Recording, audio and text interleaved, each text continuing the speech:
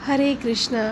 कार्तिक मास के पावन अवसर पर आज हम कार्तिक मास कथा अध्याय 4 का श्रवण करेंगे। जब माता पार्वती शोकाकुल होकर भगवान श्री हरि से मदद मांगने लगी, तब श्री हरि ने वृंदा के पास जाने का विचार किया, जिससे जालंधर का वध हो सके।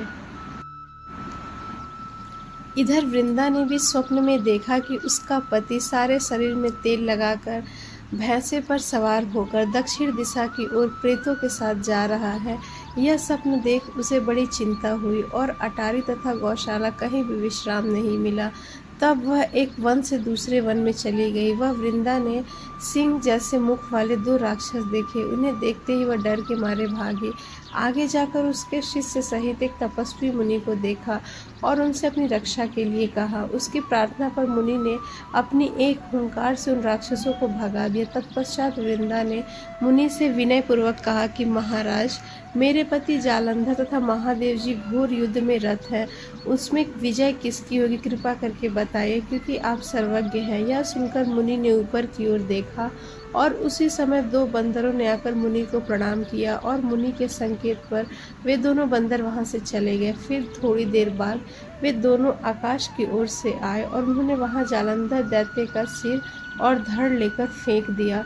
वृंदा अपने पति के मृत शरीर को देखकर बहुत दुखी हुई और रोने लगी। तत्पश्चात मूर्छित होकर पृथ्वी पर गिर पड़ी। मुनि ने अपने कमंडलों से उस पर जल छिड़का तो उसे चैतन्यता आई। तब वह पुनः विलाप करती हुई मुनि से बोली कि महाराज, जिसने देव, गंधर्व और विष्णु सहित तीनों लोकों को जीत लिया है, वह शिव के हाथों से कैसे मारा गया। हे मुनि, आप बड़े सामर्थ्यवान हैं, किसी प्रकार मेरे पति को फिर जीवित कर दीजिए। तब मुनि कहने लगे कि शिवजी के हाथ से मरे हुए को कौन जीवित कर सकता है, परंतु फिर भी तुम पर कृपा करके हम इसको जीवित कर देते हैं। ऐसा कहकर मुनि अंतर ध्यान हो गए और जालंधर जीवित होकर वृंदा के साथ प्रेम आलाप करता हुआ आलिंगन करने लगा। अपने पति के वेश में विष्णु के साथ उस वन में वह रमण करती रही। उसे पता ही न चला कि जालंधर न होकर वह स्वयं श्री विष्णु है। परंतु एक दिन अपने पति के वेश में विष्णु को देखकर वह अत्यंत क्रोधित हुई और शाप देती हुई बोली कि आपने मेरा पतिव्रत धर्म नष्ट किया है, इसलिए मैं आपको श्राप देती हूँ। निश्चित ही वह कपट मुनि तुम ही थे और तुमने जो 2 राक्षस कपट के बनाए थे, वही कालांतर में तुम्हारी स्त्री का हरण करेंगे और जो तुम्हारा शिष्य था वह बंदर रूप धारण कर तुम्हारी सहायता करेगा। फिर कहा कि सीला हो जाओ, और ऐसा कहते ही श्री हरि विष्णु पत्थर के हो गए। नारद जी कहने लगे कि हे राजा पृथु, भगवान कृष्ण ने देवताओं तथा अपने भक्तों के कार्य के लिए पतिव्रता वृंदा का यद्यपि शील हर लिया, परंतु वे मन ही मन अत्यंत दुखी हुए और बोले, हे वृंदा, मैंने तुम्हारे श्राप को ग्रहण किया, अतः मैं अवश्य शिला रूप में हो जाऊंगा, परंतु तुम भी वृक्ष रूप होकर मुझको मिलोगी। उसी समय वृंदा अपने पति के चरणों का ध्यान करते करते विष्णु के मना करने पर भी अग्नि में प्रवेश कर गई। नारद जी कहते हैं कि राजा पृथु, इधर शिव जी बड़े भयंकर वेग से राक्षसों को मारने लगे। शिव जी की इस तीक्ष्ण बाण वर्षा के आगे शुंभ और निशुंभ भी न ठहर सके और वह युद्ध से भाग खड़े हुए। तब शिव जी ने उनको श्राप दिया, क्योंकि तुम युद्ध क्षेत्र से भाग गए हो, इसलिए पार्वती के हाथों से ही मारे जाओगे। उधर जिस समय वृंदा का पतिव्रत धर्म नष्ट हुआ, तभी जालंधर का बल समाप्त हो गया। ठीक इसी समय विष्णु ने अपना सुदर्शन चक्र अपने तेज सहित शिव जी को दिया। फिर शिव जी ने अपने ऋषियों के तप को पतिव्रता स्त्रियों के तथा ब्रह्मा जी के तेज से उसमें जोड़कर जालंधर दैत्य पर छोड़ दिया, जिससे उसका सर कटकर भूमि पर गिर गया। सिर और धड़ अलग होते ही जालंधर का तेज उसके शरीर से निकल श्री शिव जी में तथा वृंदा का तेज श्री पार्वती जी में समा गया। उधर विष्णु वृंदा की चिता में लूटने लगे।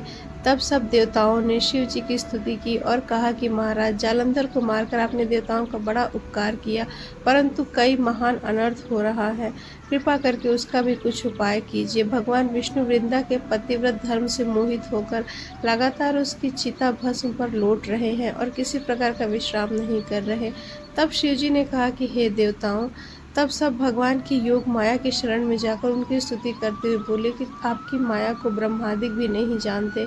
उस देवी को हमारा नमस्कार जिसके भक्तगण अनादर तथा मोह को प्राप्त नहीं होते, ऐसी मूल प्रकृति को हमारा नमस्कार है। उस समय देवताओं ने एक तेज देखा और आकाशवाणी सुनी कि गौरी, लक्ष्मी और सरस्वती, जो कि रजोगुण, तमोगुण और सतोगुण रूप में है, वही तीनों तुम्हारा कार्य सिद्ध करेंगी। उन तीनों देवियों की तुम आराधना करो। फिर उन तीनों देवियों ने प्रकट होकर 3 बीज दिए और कहा कि इन तीनों बीजों को जहाँ पर विष्णु जी हैं वहाँ ले जाकर बो दो और तुम्हारा कार्य सिद्ध होगा। देवताओं ने तीनों बीज ले जाकर जहाँ पर वृंदा की चिता पर भगवान विष्णु लौट रहे थे वहाँ पर बो दिए।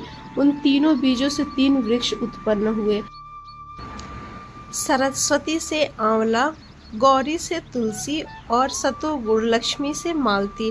श्री लक्ष्मी जी ने अपना बीज ईर्ष्यायुक्त होकर दिया था, इसलिए मालती भगवान की पूजा में निंदित है और आंवला, तुलसी भगवान को अति प्रिय हुए। इस प्रकार वृंदा वृक्ष रूप होकर भगवान शालिग्राम से संयोग किए। इसी कारण कार्तिक के उद्यापन में भगवान की पूजा तुलसी के मूल में होती है। नारद जी कहते हैं कि हे राजा पृथु, जिस घर में तुलसी का वृक्ष होता है उसमें यमदूत कभी नहीं जाते, इसलिए जो तुलसी का वृक्ष घर पर लगाते हैं वे यमपुरी नहीं देखते। नर्मदा तथा गंगा का जल और तुलसी का पूजन, ये तीनों एक बराबर हैं।